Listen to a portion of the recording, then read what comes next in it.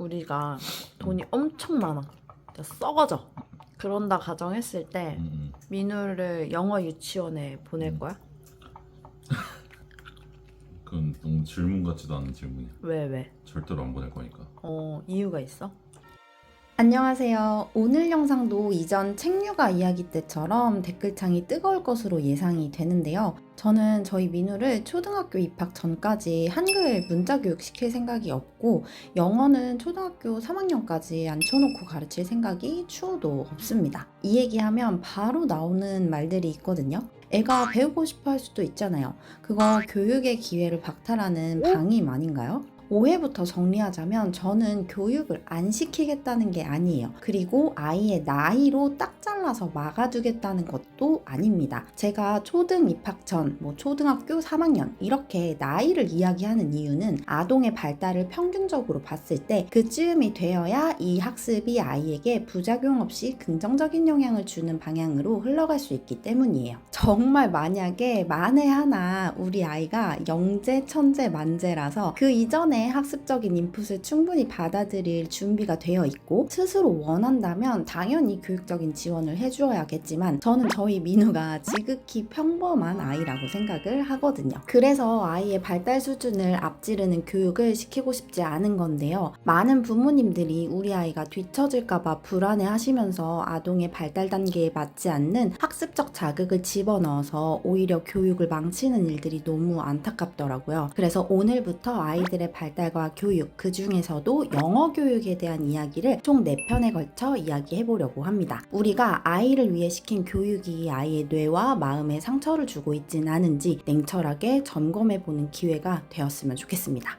시리즈 4편을 정주행하시면 제가 왜 민우의 조기교육을 절대 하려고 하지 않는지 고개가 끄덕여지실지도 몰라요. 오늘 1편은 영어를 잘하게 만드는 비법을 알려드리는 편은 아니고요. 오히려 영어 이전에 우리가 놓치면 안 되는 발달에 대한 이야기를 할 거예요. 그리고 왜 영어 유치원이 구조적으로 그 발달을 놓치기 쉬운 환경인지도 연결해서 이야기해 보겠습니다. 영어를 어떻게 하면 좋을지는 2편부터 본격적으로 다뤄볼게요. 먼저 아동의 지능과 발달에 대한 이야기를 해볼까요? 우리 사회는 아이의 지능을 굉장히 좁게 바라보는 경향이 있어요. 똑똑하다는 말이 곧 인지 능력이 좋다, 언어를 빨리 배운다, 문제를 잘 푼다 이런 의미로 사용되는 경우가 많거든요. 그래서 아주 어린 시기부터 인지 능력에 초점을 맞춘 사교육을 시작하게 됩니다. 영어도 그 중에 하나죠. 하지만 아이들의 뇌는 성장 단계마다 적합한 자극이 있고 이를 앞질러 가는 건 오히려 아이들의 뇌를 망치는 일이에요. 0에서 3세까지는 생존, 애착 형성을 통해서 세상에 대한 기본적인 신뢰감을 형성하고 이를 토대로 한 발 한 발 부모에게 멀어져 세상을 탐색해 나가기 시작합니다. 기고 걷고 만지면서 세상을 온몸으로 느끼며 발달을 하는 시기고요. 3세에서 6세까지는 놀이를 통해서 사회 정서적 자극을 충분히 받으면서 사회성과 정서 조절 능력이 발달해야 하는 시기예요. 학습 뇌인 전두엽은 7세 이후부터 발달을 시작하기 때문에 제가 한글이나 영어 교육을 7세 이전에 하지 않으려고 하는 거예요. 우리 아이들은 어떤 학습을 하기 이전에 감정을 조절하고 충동을 멈추고 상대 마음을 읽고 관계를 유지하고 계획을 세우고 끝까지 해내는 그런 힘들을 먼저 길러주어야 하는 것입니다. 이 중요한 시기에 아이의 발달 수준에 맞지 않는 과도한 학습 자극을 주게 되면 뇌는 뇌가 기대한 자극이 이게 아닌데 라고 하면서 스트레스 호르몬을 분비하게 되고 이 스트레스가 직접적으로 타격을 주는 곳은 바로 정서뇌, 즉 변연계입니다. 불안과 공포를 담당하는 편도체와 기억을 관장하는 해마가 중심인 이 정서뇌가 성숙하지 못하고 손상되게 되면 결국은 감정 조절, 충동 억제, 논리적 사고를 담당하는 전두엽 기능까지 제대로 얹어지지 못하게 되는 현상을 초래할 수 있어요. 다시 말해 공부 잘하는 뇌는 정서가 탄탄하지 않으면 이루어질 수가 없는 겁니다. 우리가 공부를 시키려다 오히려 공부의 토대를 무너뜨리는 셈인 거죠. 그리고 이러한 발달이 어떻게 이루어지냐? 답은 진짜 뻔해요. 놀이와 생활입니다. 자유놀이를 하면서 친구와 의견을 조율하기도 하고 다투고 화해하는 과정에서 사회성이 자랍니다.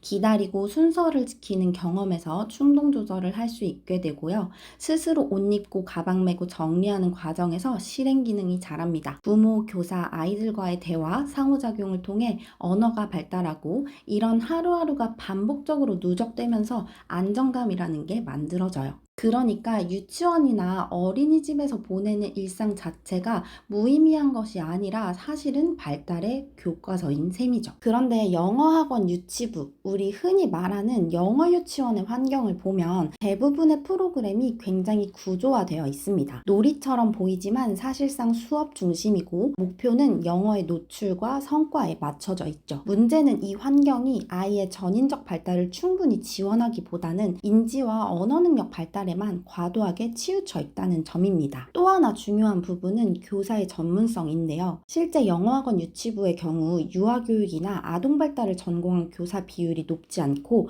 원어민 교사 역시 아동 발달과 심리에 대한 전문 교육을 받지 않는 경우가 많습니다. 비전문가들이 아이의 발달 특성을 충분히 고려하지 않은 상태에서 학습이 반복적으로 이루어진다. 어떤 일이 벌어질까요? EBS 다큐멘터리에 등장한 아동심리 전문가의 사례는 굉장히 충격적이었습니다. 과도한 스트레스를 겪은 아이들이 가족에 대해 폭탄이 설치된 집을 그리거나 뱀이 집을 둘러싸고 아무도 못 오게 막는 그림을 그린다거나 수면 부족, 틱장애, 손톱 뜯기, 공격적인 행동 같은 신호를 끊임없이 보내고 있는 거예요. 심지어 어떤 아이는 손톱을 다 물어뜯어서 손톱이 하나도 없고 붉은 살만 드러나 있다라는 이야기를 하시는 걸 보고 너무 마음이 아팠습니다. 이 신호를 놓치고 공부만 시킨다면 이는 일종의 정서방임이라고 전문가들은 지적을 하고 있어요. 이는 정서적인 문제를 불러일으킬 뿐만 아니라 학습적인 면에서도 효과가 떨어지고 부작용이 큰데요. 대표적인 것이 바로 영어나 학습 자체에 대한 부정적인 감정이 형성되는 것입니다. 아이가 정서적으로 부담스럽고 스트레스 받는 상태에서 하기 싫은데 어른의 기대를 충족해야 하는 상황이 반복되면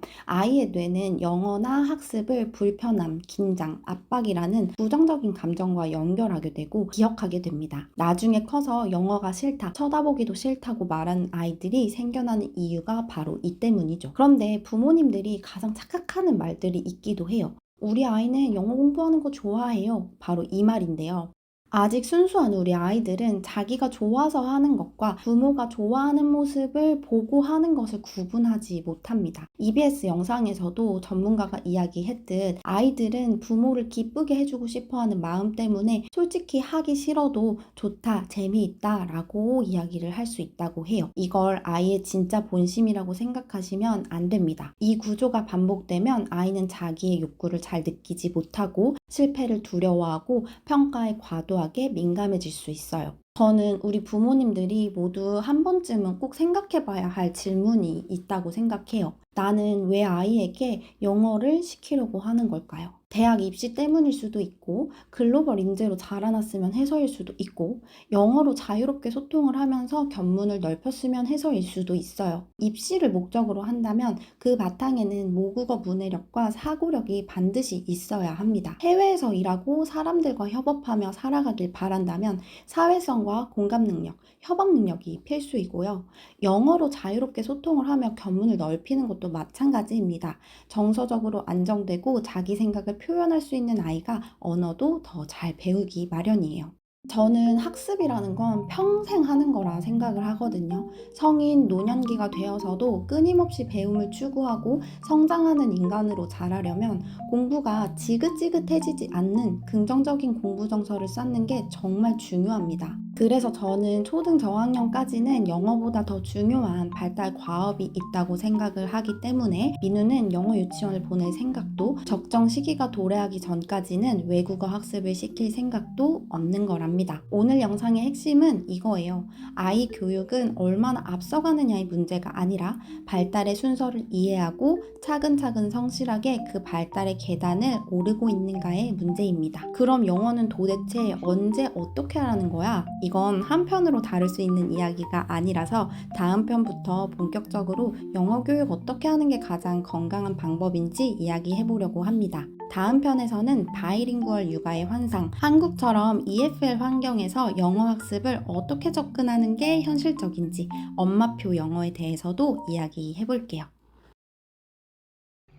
이거는 내 주관. 응. 한국에 살면 한국말부터 똑바로 해야 돼. 아.